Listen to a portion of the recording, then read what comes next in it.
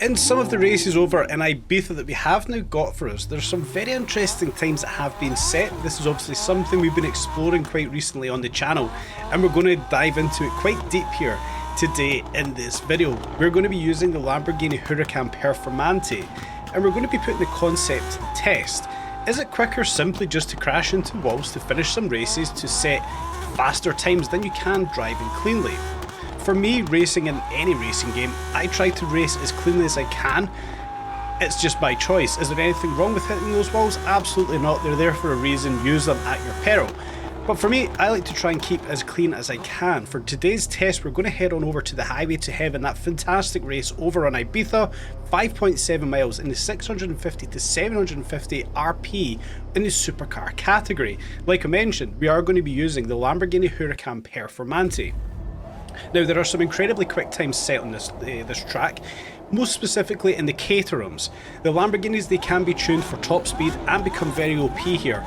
Launching the Performante off the line, we know this thing is relatively untouched. The four-wheel launch we get of this thing is incredible, and the tune we've kind of put together for this one, out-dragging the other Performante. Driven by Crumble 2 Tube, another real racer in this game.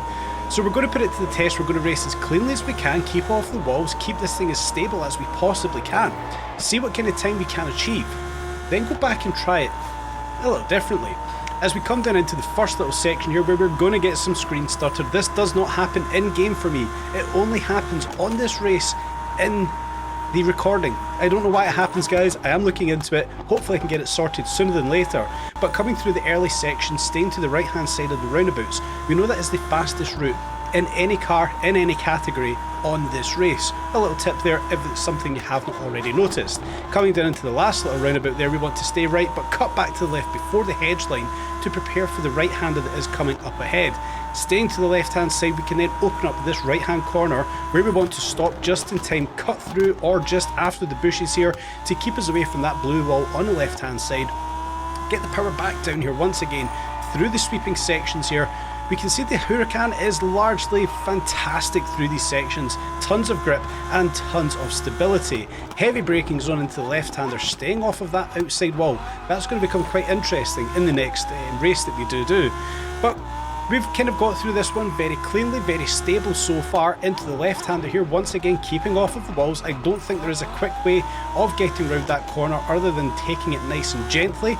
But the power is back down as we do come downhill in towards that tricky left-hander up ahead here. Again, I am very cautious as we come into this one. Start to brake just here, back off the throttle. There's a little bump just there that usually sends us right into that wall on the right-hand side.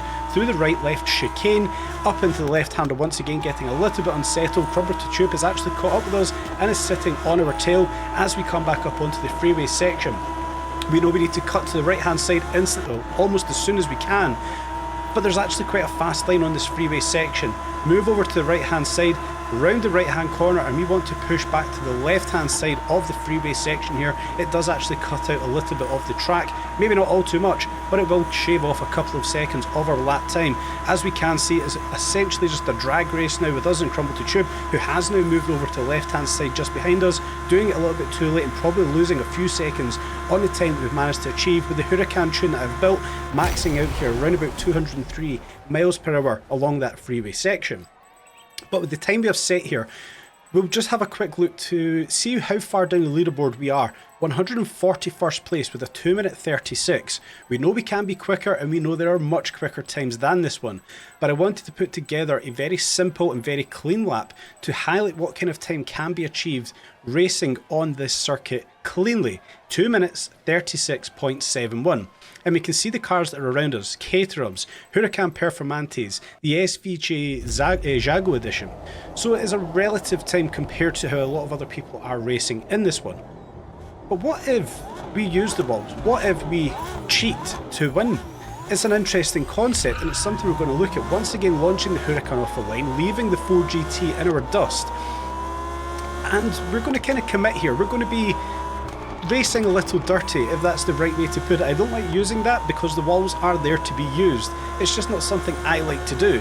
But how much can we improve by using these walls? Again, through the same sections, with the same tune, the same tyres, cutting to the right hand side as we have previously done, and lo and behold, screen judder through the roundabouts, as we always get with this recording. I don't know why OBS is doing this. I will hopefully get that one fixed sooner rather than later. Again, coming down into the roundabout section, staying to the right hand side, keeping this thing as stable as we possibly can. It is the fastest way around the highway to heaven, keeping to the right hand side of all of those roundabouts. We're nice and clean through those sections. Again, sharp braking zone for that one, right, left, cut back across the track before the hedge line once again, push this one up to the first big braking zone that we do have here. But is it going to be a little bit different this time out? Braking a little later, using that wall, we don't actually lose any time. We probably gain time by doing that, as long as we can downshift quick enough to get the traction back and the gears right, the gearing right, or acceleration right, coming back out of that right-hander. As we come back into the next one, this left-hander, bit of handbrake, bounce off the wall, shoot this thing back down to second gear. We probably make 2, 3, maybe even 4 seconds through that turn. This one here, I don't think we can make up any time. It's a brick wall with a bit of mud. I didn't chance it with this one. Maybe there is time to be made there. You guys can let me know if it is something you have been trying.